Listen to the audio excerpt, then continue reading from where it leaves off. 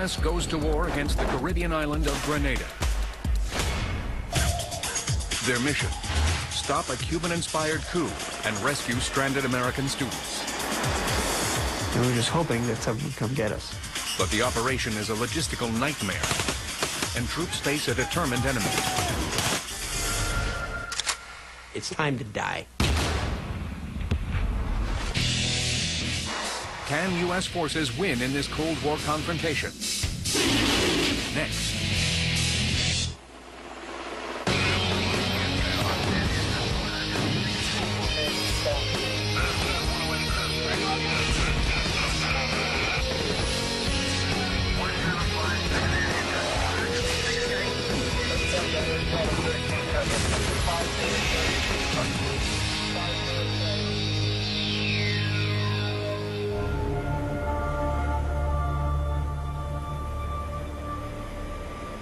October 25th, 1983, 5:30 a.m. In the skies over the eastern Caribbean, several hundred Army Rangers, like Sergeant Bruce McGraw, are packed into transport planes. We couldn't even sit down with our equipment, and then all the other troops kind of piled in. It was one of the most packed aircraft I'd ever been in. So we sat on a trash can back to back for 8 hours on that flight. The mission: jump directly into what is now enemy territory. Point Salinas International Airport. Ranger Steve Trujillo is a senior medic in one of those planes. He is shown in shadow because of his current job. Rangers operate at night, okay? And we had been working at night for years. That was our environment, nighttime. For Rangers, speed is essential. Surprise before dawn is key. But now it's already daylight. The enemy will see them if they jump. The invasion of Grenada has yet to begin. We all said, where? And it's already at risk. 7 months earlier, President Ronald Reagan had signaled his concern about a Caribbean island nation known best for its spices. Grenada, that tiny little island. It isn't nutmeg that's at stake in the Caribbean and Central America. It is the United States national security. A military coup raises the threat of a second Cuba in this strategic area. President Reagan orders American troops to war for the first time since Vietnam.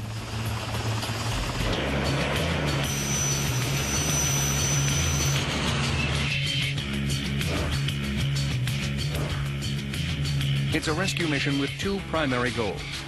It begins with Rangers parachuting onto the Point Salinas airfield to secure the airport adjacent to St. George's University. Rangers will then rescue hundreds of American students trapped at the school.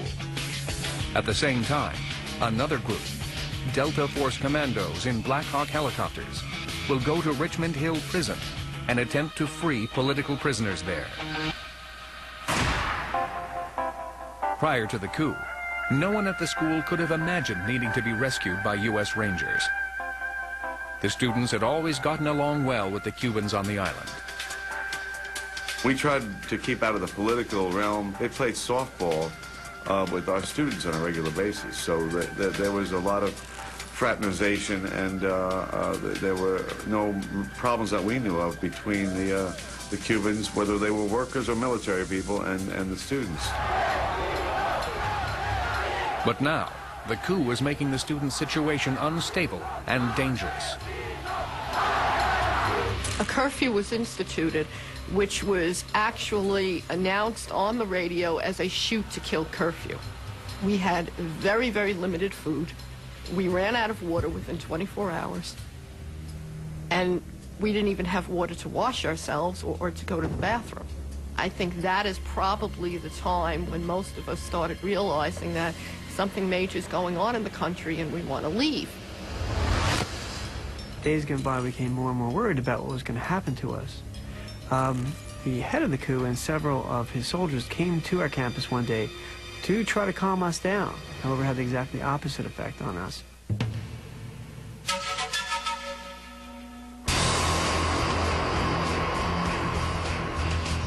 as the Rangers on the transport planes prepare to parachute into battle to rescue the students. The Black Hawk helicopters, loaded with Delta Force commandos, are also approaching the island to rescue the prisoners at Richmond Prison. 28-year-old Paul Price is one of the mission's younger pilots.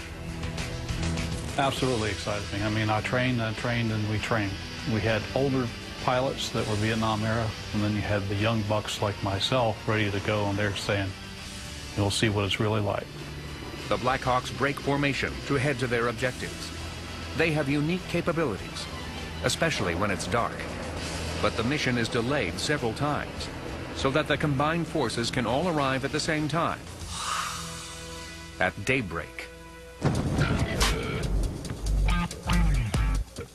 Well, our first indication things weren't going really correct was it's daylight. So now here we are coming to Grenada and the sun's up. You can't hide. And there's more bad news. The radio station there was broadcasting repel the Americans as they come in. Secret down, Alpha Group B. No more coming. The critical element of surprise has been lost. The mission is barely underway, and it's already in jeopardy. The Rangers, waiting to parachute in and capture the airport, receive the news. The mission has been compromised. I sit right next to a radio operator, so I'm hearing all this horrific message traffic. The Cubans know we're coming. They're erecting obstacles on the runway. Little details that, as a 23-year-old cherry, you don't want to be hearing. I'm just getting a really sinking feeling because, you know, when we jump in daylight, we've lost, you know, the cover of darkness. Steve used to say, whatever sucks the most is what we're going to do. And that's pretty much the way it was.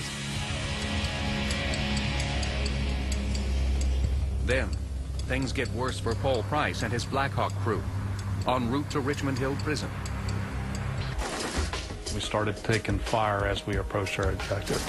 We saw it and we heard it from both sides, left and right side. At that point, just decided to kind of regroup and go around and come back in and try it again. Pilot Keith Lucas makes a second approach.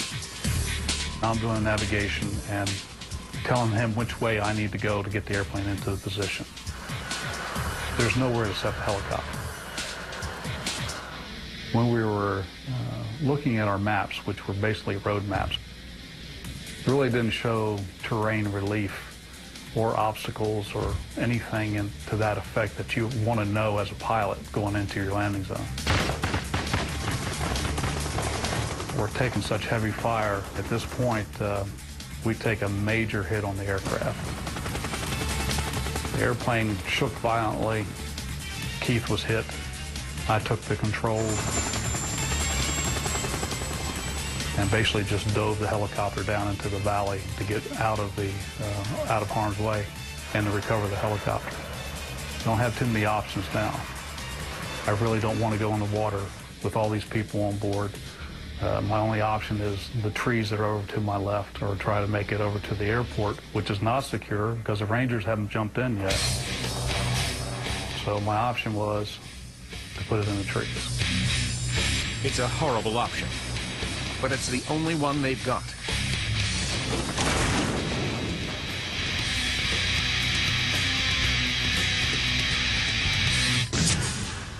Meanwhile, the Rangers waiting to parachute in face their own horrible option. It was a 500-foot jump.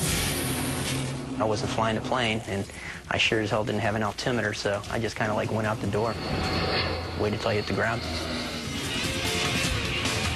We normally trained at 1,000 or 1,250. 500 was low. But the Rangers have no choice. They're under fire.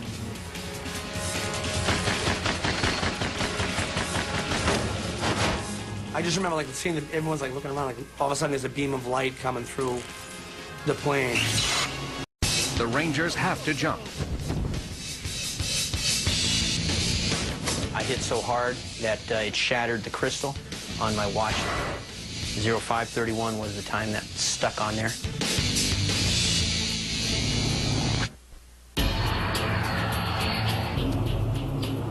U.S. invasion of Grenada and rescue of American students stranded on the island is barely underway.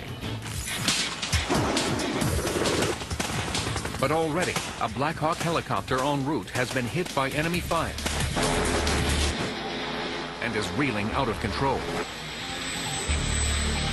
With the pilot severely wounded, co-pilot Paul Price manages to crash land in the trees.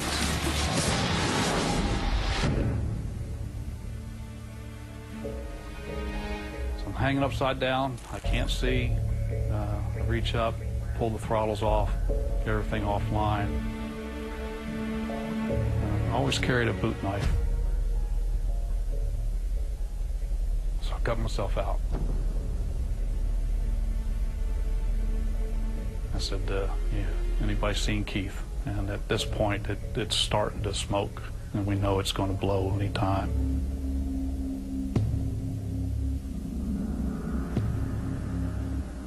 So we're trying to get Keith out. We just can't get him out.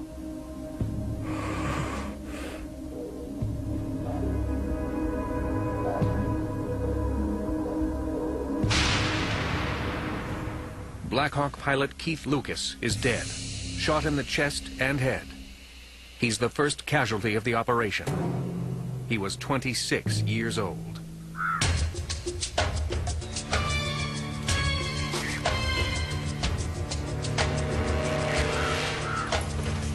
The survivors move up the mountain to high ground and are eventually rescued.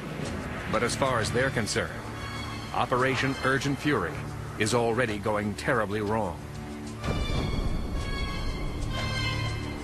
The Cuban and Grenadian forces know they're coming. And a pilot is dead.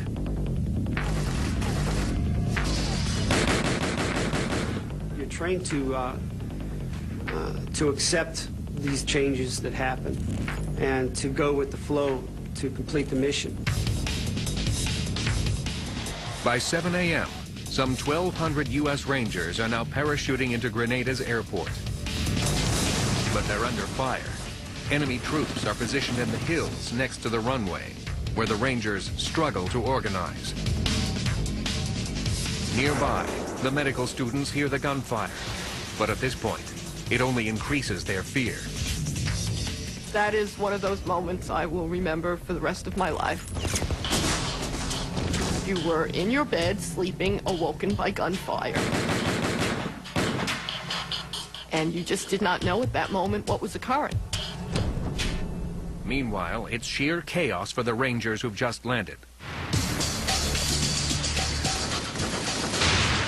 The Cubans had driven trucks out onto the runway, and they had pounded spikes into the tarmac, barrels, and concertina wire, barbed wire, logs. They did not want anyone to land aircraft onto the runway. We were on the south side of the runway, and we moved north to clear the control tower area. And that was when I saw our first casualty.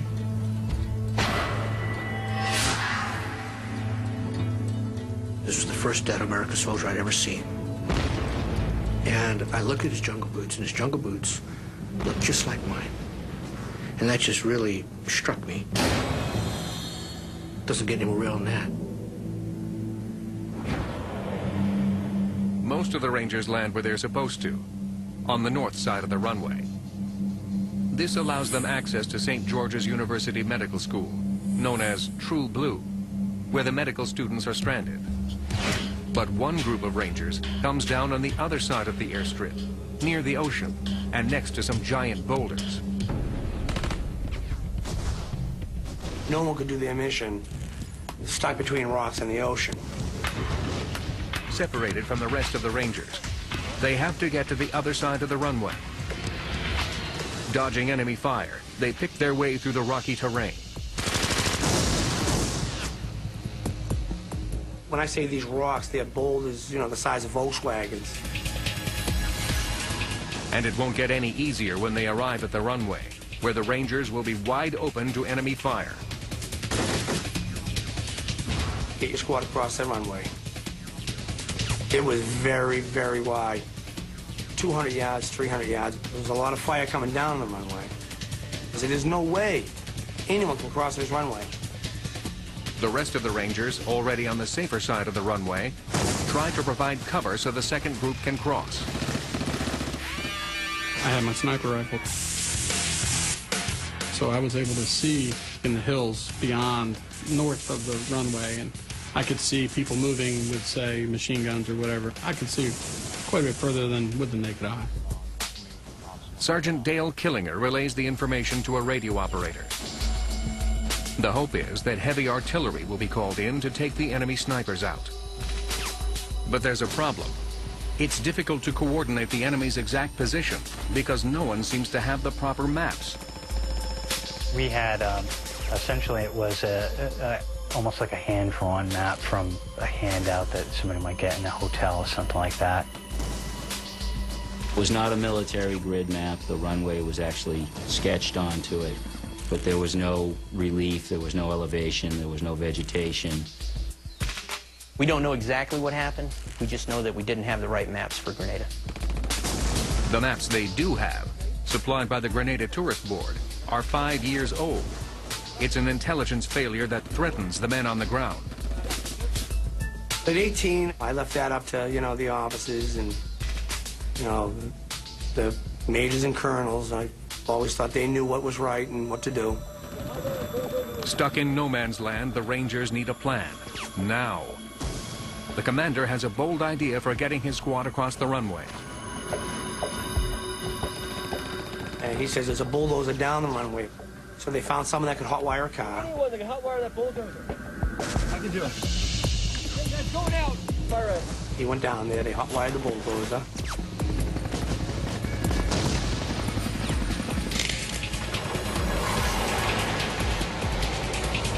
We got behind it. Captain Abazade included, led the way. Follow me. Sergeant Manus Bowles positions himself behind the controls. He is exposed and vulnerable. He had the blade of the bulldozer up as best he could, and he ducked, I guess. I mean, I was more concerned with my own ass than his.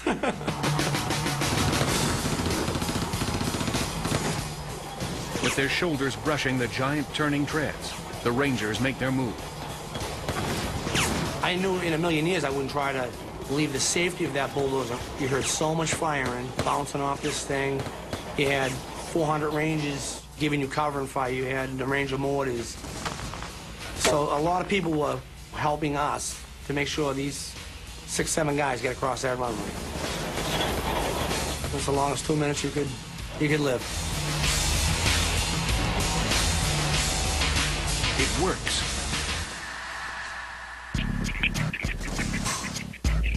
The bulldozer helps reunite the Rangers.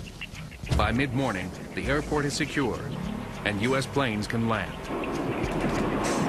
Now the Rangers turn their attention to the original mission, the rescue at the medical school. Resistance is light, and after a brief firefight with Grenadian guards, U.S. forces enter the campus. I remember hearing kids are outside, it's the Americans, and then at some point hearing an American soldier saying, we're American soldiers, we're going to get you out of here. Some people were very happy, some people were crying, some people were laughing. One of the things my friends and I were saying to each other, if I ever get off this damn rock, I'm going to kiss the ground, meaning kiss the American soil. When the soldiers first came and we started talking to them, I still remember them looking at us and saying, what do you mean, ma'am? There's more students. We thought you were all the students that were there. And unfortunately, they didn't know about the other campuses. The Rangers are shocked to learn that these aren't the only students. There is another medical school campus nearby at Grand Anse with even more students. And hundreds of others are scattered around the island. School officials had tried to warn the military of the situation. We had been working with the State Department and the National Security Council regarding this. My only request, ironically, at the time, was that we needed to round the students up so they're at one central location. Somehow, U.S. officials in Washington had failed to relay this critical intelligence to the military. I didn't just show them maps, I had given them maps. I'd even marked out possible helicopter landing sites for them. But instead of maps with landing sites, the soldiers end up with tourist maps. Another major snafu in this ill-fated mission. The Rangers need a better way to find the second campus at Grenada and rescue those students. But first, they have to evacuate the 138 students at the main campus. At some time in the late afternoon, they escorted us back to our rooms to collect one bag. They gave us about 10 minutes in our room. The students are ready to leave Grenada. But unforeseen obstacles will threaten both them and the troops.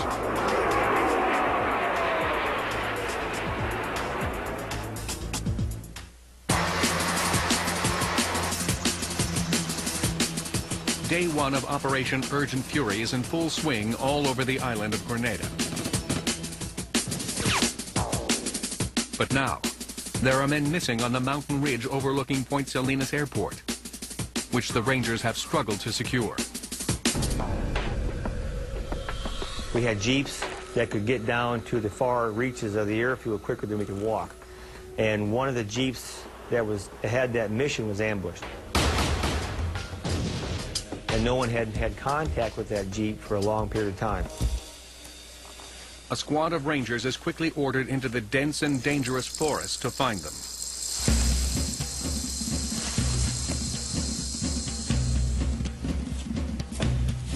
We get up top of the hill, and that's when things start coming apart. On the way to find the jeep, there's serious trouble.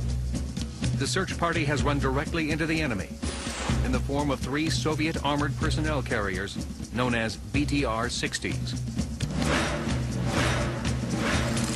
We're going to try to stop them. Fortunately, the Rangers are equipped with light anti-tank weapons known as LAWs. So myself and Tim, one of my teammates, we each had a LAW. And as the BTRs came down in front of us, we had a good broadside shot, and we each shot at the BTRs.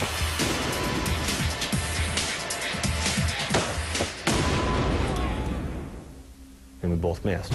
Missed.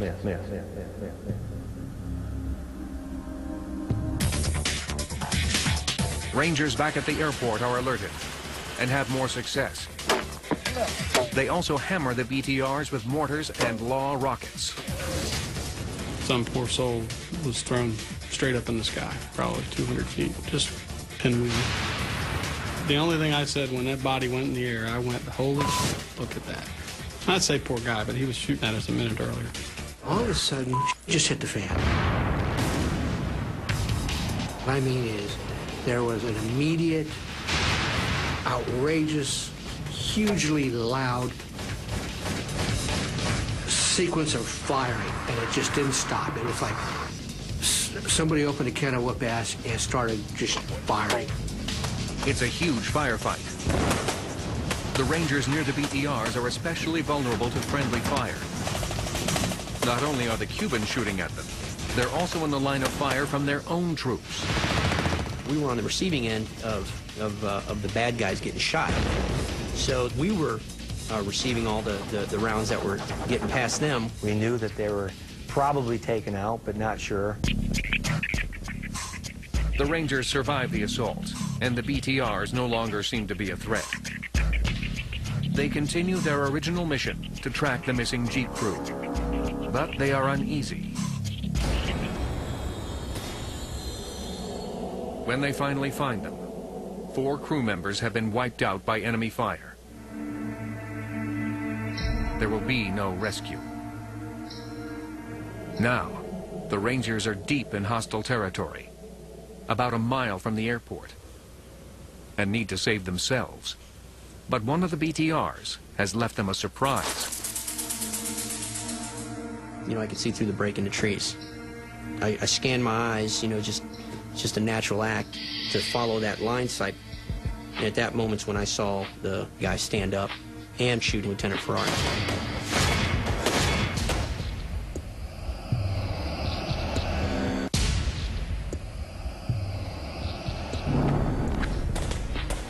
I heard him get hit, kind of like hitting a side of beef, and he dropped immediately. I thought, oh my, what are we going to do now? And that kicked off the ambush that we were in.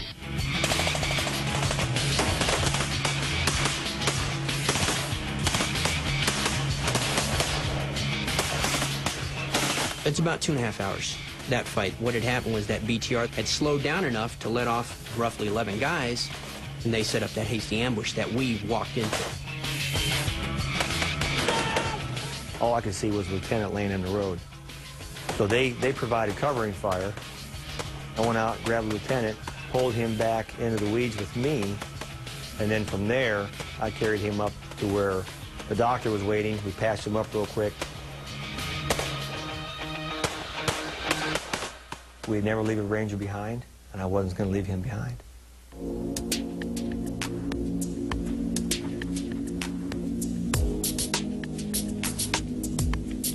As night falls, the Cubans and Grenadians retreat, and the Rangers take stock of their first time in combat. I'd shot everything that I had, about 1,500 rounds that day. Day one of Operation Urgent Fury has not gone anywhere close to plan. 5 Army Rangers are dead, 6 wounded, and the American medical students are still trapped, unable to leave the campus. The explanation? The threat from enemy snipers is too great. So we didn't really get any rest that night. It was very, very stressful, and we were freezing our asses off. This is like a baptism for you. Early on day 2, the decision is finally made to lead the students to safety, with dozens of Rangers providing cover.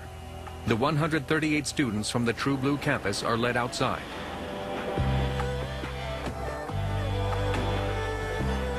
They are then escorted to the U.S.-controlled airport for evacuation.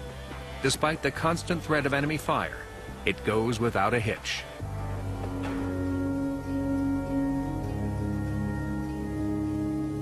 A few hours later, the students arrive in friendly territory. And we got off the first transport in Puerto Rico.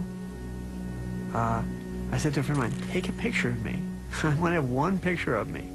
And I got off the plane, I kissed the ground. But there are still over 200 medical students stranded at the second campus, at Grand Anse. Even so, President Reagan declares victory in Grenada. I can't say enough in praise of our military. Army Rangers and paratroopers, Navy, Marine, and Air Force personnel, those who planned a brilliant campaign and those who carried it out. Almost instantly, our military seized the campus where most of our students were and are now in the mopping up phase. But Reagan is wrong. The war is far from over. I asked somebody, I said, what's going on with these guys? They're not surrendering. Of course they were going to resist. They're Cubans. This is what they did.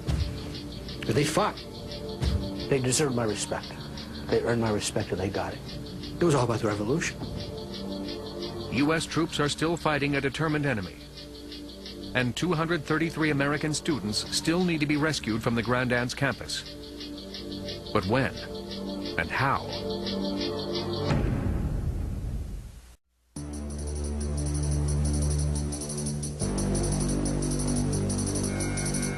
"2,000 miles from Grenada, in New York City, the Chancellor of St. George's University is increasingly concerned about the students the Rangers have yet to reach at the Grand Anse campus.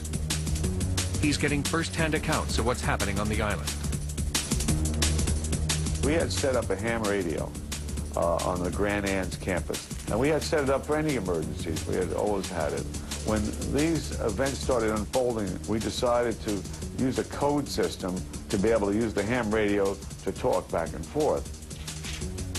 It's a primitive code system that uses 2 identical dictionaries, one with the students, the other with the Chancellor, to communicate one word at a time. 159. If you wanted to say parachute, and you look up the word parachute and whatever page number it was on, that would be a number. So it would be 175, that's the page number, A or B, which is the column, and one more number, how many words down. So when the students stranded at the Grand Anse campus wish to communicate the word parachute. The code they send over the ham radio is 175, the page number, B, the column, and 11, how many words down it appears on the page. 175. One of the students' coded messages makes the chancellor especially anxious. They were saying Grenadian soldiers are walking by the windows waving to us. What should we do? I said, wave back. And I'm calling the State Department to try to find out more. By now, the military knows the location of the Grand Dance campus, thanks to details provided by the first group of evacuated students. But once again, Army Rangers do not have the proper maps for their field operation. The Battle of Grand Dance was planned on a friend of mine's surfing map. Somehow, the surfing map is good enough. Troops make their way to the Grand Dance Medical School, but it's surrounded by enemy troops. There's a lot of fire going on from the Navy, strafing around us, just out of the blue. Machine gun fire came right at me. Hit to my left about a foot, my right about a foot, right in front of me and right behind me. It didn't hit me. The students are also in the line of fire. It's a desperate situation. With bullets flying everywhere, they could be killed before the Rangers can get to them. They would put mattresses up around the windows and stuff to keep, keep any fire, just glass shattering or whatever from in them. But, I mean, it was strafed pretty heavily all around them. With the students in dire need of help, every minute counts. The U.S. troops carefully launch their assault. With precision timing, they storm the building and quickly overwhelm the Grenadians. In a matter of minutes, they're inside.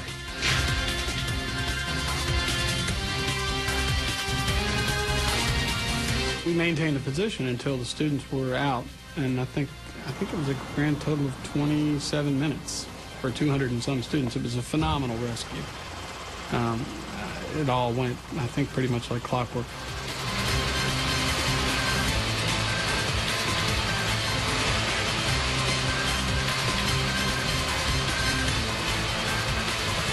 The swiftness of the Rangers is key to the operation. All 233 students at the Grand Dance campus make it out alive.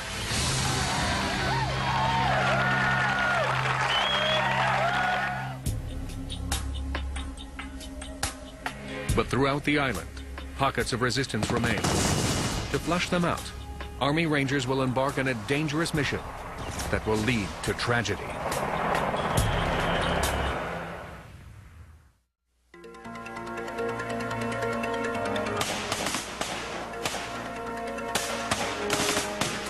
Grenada, Day 3. Sporadic fighting from the insurgents continues to flare.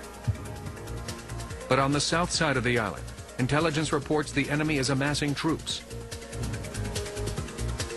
This calls for a new operation. 8 Black Hawk helicopters, each filled with 15 or so Rangers, are assigned to take them out. My platoon leader came out and briefed the aircraft commander and said, and this was the first that I had heard of this mission, we were going to conduct a combat assault in the Calvigny barracks. The Calavigny barracks lie on a peninsula. Access is difficult, and hundreds of enemy troops await them. It was outrageous. It was supposed to be like, I don't know, 600 Cubans there and 1,200 Grenadian militia, and we're gonna go fly into this compound and kill everybody. Okay, so I'm doing the math. There's 15 guys in 1st Platoon. I'm like, okay.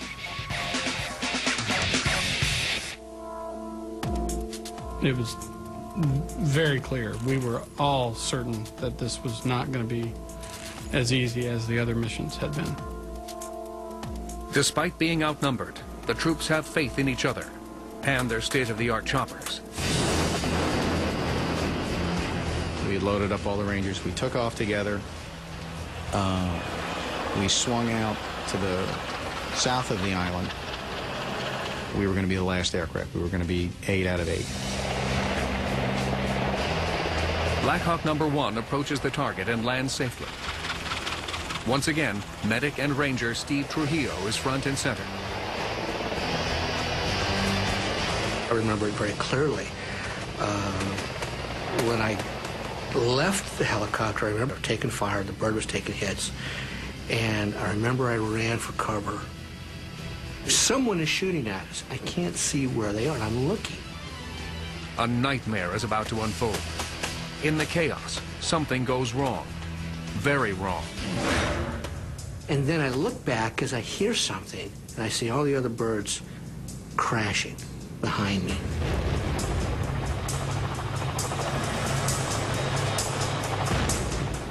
In a matter of seconds, the number 2, 3, and 4 Black Hawks all go down.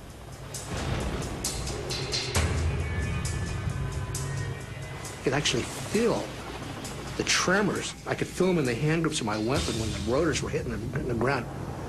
As soon as we cleared the cliff, I could see 3 aircraft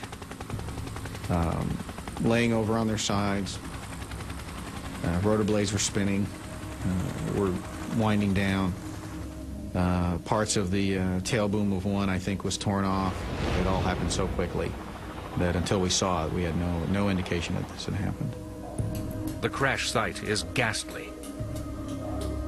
There were just bodies.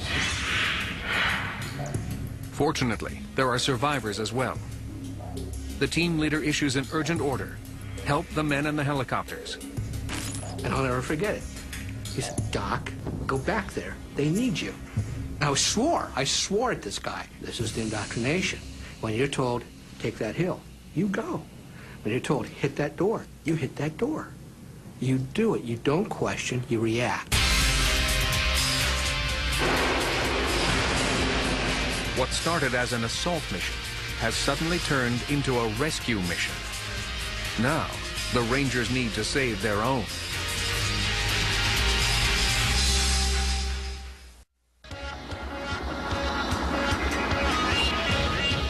Three Black Hawk helicopters have crashed in a remote part of Grenada. Medic Steve Trujillo, who witnessed the ghastly crash, is among the first on the scene. First thing I was registering on was body parts. I looked inside the bird, and it was pretty gruesome inside. You can't tell how many guts you have, okay? You don't know, because you're just seeing body parts. You're seeing chunks of flesh. A lieutenant's leg hangs by a thread. He was pushing backwards to get back, and I remember seeing his stump just stick straight up.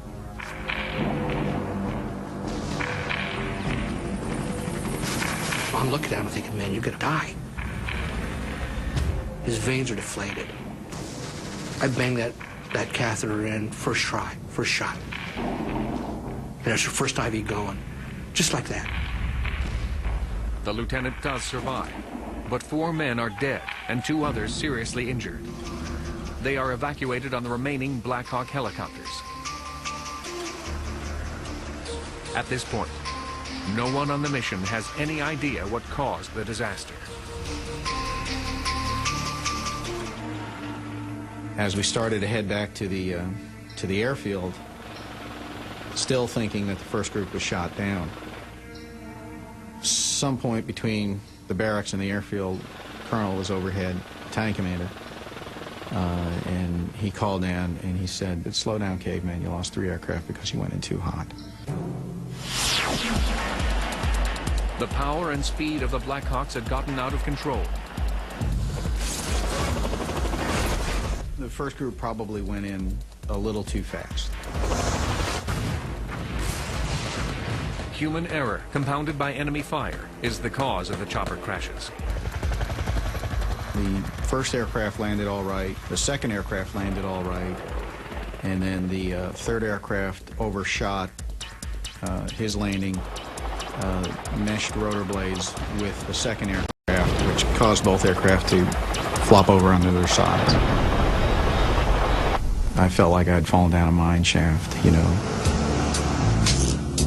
Operation Urgent Fury, riddled with problems from the very start, now has 3 more helicopters in charred pieces.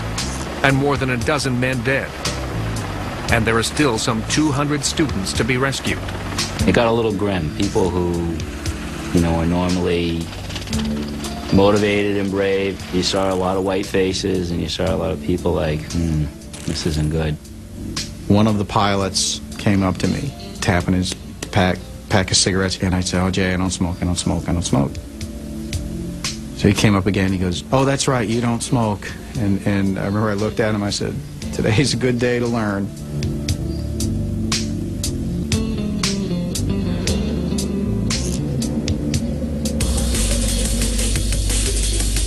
Despite the enormous tragedy, the Rangers must quickly regroup and swing back into action. And they do.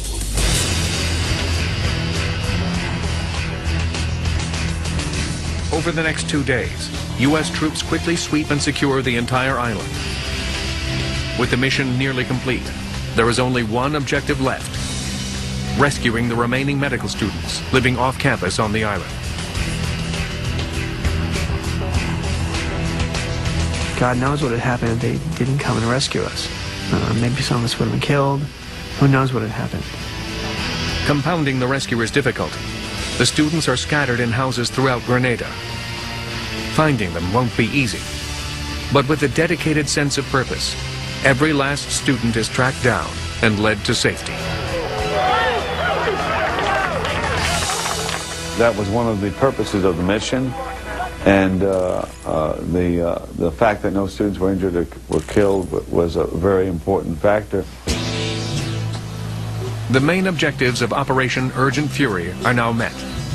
American students are evacuated, and a communist-backed threat in the Caribbean is crushed. Major action ends on October 29th, 1983. It was successful. I came back alive. We brought all our boys home because we never left a Ranger behind. And I look back at that as a good thing.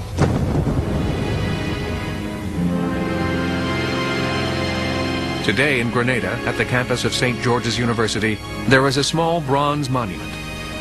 It honors the troops who rescued the students and restored order to the island.